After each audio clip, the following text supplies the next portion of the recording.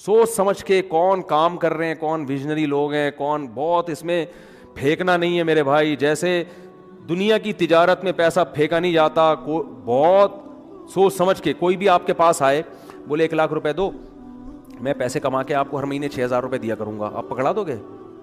ہیں انکوائری کرو گے بھائی 1 لاکھ کہاں, کون سا کاروبار آ گیا جس میں 1 لاکھ پہ آپ مجھے 10,000 دو گے یا 6,000 دو گے؟ وہ بتائے گا یہ ہے, اچھا مجھے دکان دکھاؤ چل کے.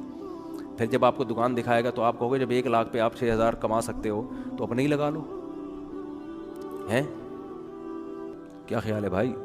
میرے والد صاحب نے کہا تھا جو بھی آئے نا پیسے مانگنے اور کہے کہ اس انویسٹمنٹ میں اتنا پروفٹ ہے, اتنا پروفٹ ہے, آدھا تمہیں دوں گا آدھا خود رکھوں گا, تو اس سے پہلے پوچھو کہ تمہارے پاس کتنے پیسے ہیں. وہ بتائے اتنے, تو پھر پورے اپنے کیوں نہیں لگا لیتے, اس میں پورا پروفٹ خود رکھو. کیا خیال ہے بھائی؟ ہاں وہ غریب آدمی ہو تو ایک الگ بات ہے, اور اللہ کا شکر ہے مجھے اس کا فائدہ ہوا. ایک دفعہ ہوا, دوسری دفعہ والد صاحب کی نصیحت پہ عمل نہیں کیا تو سارے پیسے ہی الحمدللہ سارے ہی ڈوب گئے تھے. ٹھیک ہے. ایک دفعہ فائدہ بھی ہوا.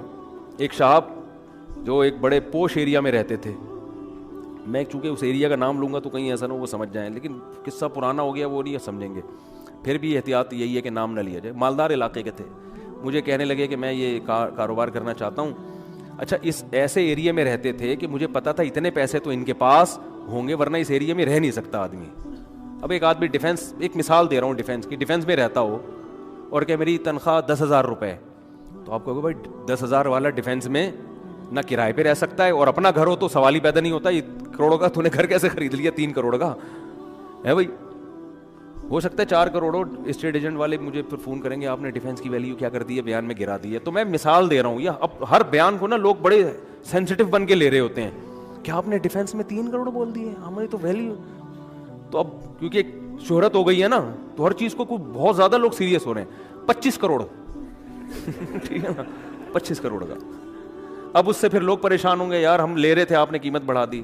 تو بھائی یہ محض ایک مثال ہے, مجھے نہیں پتا ڈیفینس میں قیمتیں کیا چل رہی ہیں, تو کچھ بھی لگا لو قیمت. تو آپ نے کیا کیا, بات کیا چل رہی تھی؟ ہاں بندہ میرے پاس آیا, رہتا پوش ایریا میں, مالدار علاقے میں, مجھے کہنے لگا آپ مجھے پیسے دو, میں یہ چیز خرید کے بیچوں گا, آدھا پروفٹ آپ کا آدھا میرا. تو مجھے ابا کی بات یاد آ گئی. میں نے کہا جو اتنے انویسٹمنٹ آپ مجھ سے کروا رہے ہو تو یہ چیز آپ خود خرید کے بیچ دو پورے پیسوں کی, پورا پروفٹ آپ کا, مجھے آدھا کیوں دے رہے ہو؟ انویسٹمنٹ جو مجھ سے کروا رہا ہے اور آدھا پروفٹ دے رہا ہے, اس کا مطلب وہ رسک لینے کے لیے تیار نہیں ہے. بولے ڈوبیں تو اس کے ڈوبیں, اس کا مطلب آپ کو خود پتا ہے کہ یقینی پروفٹ نہیں ہے. سمجھتے ہو کہ نہیں سمجھتے؟ تو کسی کو پیسے دینے سے پہلے جیسے انکوائری کرتے ہو نا, صدقہ خیرات سے پہلے بھی ایسے انکوائری کیا کرو, کیونکہ آپ کے پاس لامحدود رقم نہیں ہے. غیر مستحق کو دینے کا سب سے بڑا نقصان یہ ہے کہ مستحق لوگ رہ جاتے ہیں. لوگ کہتے ہیں کسی غیر مستحق کو چلا گیا تو کیا ہے, او بھائی پھر اتنے پھر مستحقین رہ جائیں گے اس سے. اور ثواب کمانا ہے نا, تو ثواب تو جب ہی ملے گا جب آپ کا پیسہ صحیح جگہ پہ جائے گا. جو غیر مستحق ہو اس کو ہدیہ دے دیا کرو بھائی دوستی یاری میں, کہ چل یار گفٹ ہے. بات آ رہی ہے سمجھ میں؟ تو یہ میں اہم پوائنٹ کی بات بتا رہا ہوں کہ 2 جگہ خرچ کرنا ہے, ضرورت اور دوسرا جس کا اثر دیر پاؤ.